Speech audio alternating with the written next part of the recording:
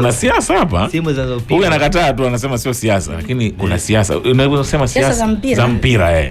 Mimi mwenyekiti naungana na hiyo hoja. Ukiangalia usajili wa Selemani Mwalimu umejaa siasa za mpira wa miguu. Ndio. Na kwenye mpira wa miguu historia ya timu mbili. Unapokuwa kwenye wakati mzuri ni kumpiga mwenzako nje ya uwanja.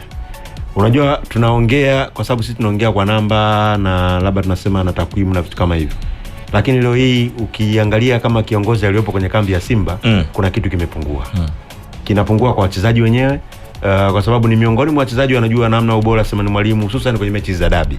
Ameprove mechi ya Muungano ndo alifunga goli kwa hapa Simba Taji. Lakini mechi ya ligi kuu pia alifunga goli ambalo lilikataliwa na maamuzi ya referee baadaye, lakini akaongelewa mengi kwamba pengine lingekuwa ni goli halisi. Sasa ni mtu ambaye unaenda kumkosa pengine kwenye mechi hiyo, na ukiangalia Simba yenyewe hata ameenda pre-season. Huyo mtu ambaye Mwalimu baada ya alimuona Selemani Mwalimu pengine ana mapungufu, akaapply huo mfumo wa force number 9, alianza na Loemba akaona pick. Akaja na Seula akaona fai. Akamuona Mpanzu yuko kwenye mwendelezo mzuri. Mpanzu ameenda pre-season siku mbili kabla Simba kurudi hapa. Kwa pengine umtegemee kumuona anaweza karudi kwenye ile race alomaliza nayo ligi kuu. Kwa Selemani Mwalimu ambaye alianza na timu kambini mapema akaenda nao Rwanda kule, pengine ungetegemea kesho kumuona anafanya kitu cha ziada. Sasa unachokiona ni kwamba kuna siasa ya mpira ambao pengine viongozi wa Simba wanapaswa kulikubali. Kwa sababu gani? Mmemtambulisha mchezaji.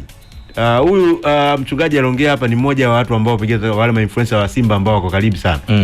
Hoja yake ameongea hapa kwamba mtu amekuja amechukuliwa kambini. Kumbe Selemani Mwalimu alirudi akaripoti kambini.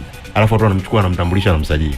Kwa hiyo kuna namna ambayo pengine Deo naongea naye kwamba Simba inapigwa na Yanga kuanzia nje ya uwanja, na ndio hiyo inakuja. Ukipigwa nje ya uwanja ndio inaleta hadi ndani ya uwanja. Kwa sababu mpira pamoja na ufundi na kila kitu pia unahitaji kuwa na saikolojia ambayo pengine inaweza kwenda kukutengenezea kitu ambacho ni kizuri. Kwa hiyo naweza nikasema mimi naungana na hiyo hoja kwamba huu ni usajili ambao wa kisiasa. Kwa sababu hata nikimwangalia yule Sharuli huyu Selemani Mwalimu pale kuna Sharuli namna klasi alikuwa nayo Sharuli alivyojitengenezea na usajili wake ulivyofanyika. Kuna yule Ibrahim ambaye amesajiliwa pale kama labda anaweza kusema Ibrahim Tule ambaye ni striker namba 2. Unaangalia Selemani Mwalimu ameingia. Ni ngumu leo kusema pengine Mwalimu anaweza akawa striker akawa chaguo la kwanza au la pili au la tatu, kwa sababu bado pengine hata Mwalimu hajafanya mazoezi, hajawaona wote kwa pamoja, hajajua anaenda kwa prime mfumo gani. Lakini pamoja na yote tunasema kuhusu Selemani Mwalimu, yani kile kitendo cha kutoka timu moja kwenda timu nyingine, tayari atmosphere ya Simba haiko sawa.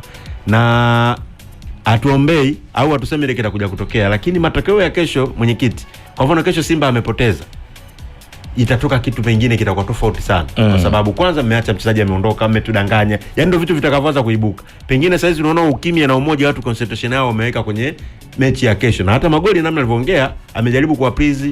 Nimeangalia kwenye chapisho moja ambalo ameandika kwamba tuachane na mambo, tusitaki kutoa maelezo mengi, tujiandae na mechi ya kesho ambayo ni ya muhimu kuliko Selemani Mwalimu. Lakini leo hii haya amekaa kimya kwa sababu mechi haijachezwa. Lakini kama kesho endapo Simba anaenda kupoteza alama 3, pengine sura itakayobadilika ni management kuhusu swala la Mwalimu zidi ya wapenzi na washabiki wa timu yao. Kwa hiyo mimi nafikiri huu ni usajili ambao kwenye mpira wetu tumezoea hivi vitu. Na hizi moment hata wao Simba na kuna miaka walikuwa wanazifanya hizi hivi. Kabisa. Kina Maliwan Sport bado hapo walikuwa wanafanya vitu na wazao walitulia. Kwa hiyo turudi pale hapa Magoli. Hata Magoli ya mwanzoni kabisa. Of course, na hao Magoli wenyewe walikuwa wanashiriki kufanya kishikana na kina Sport.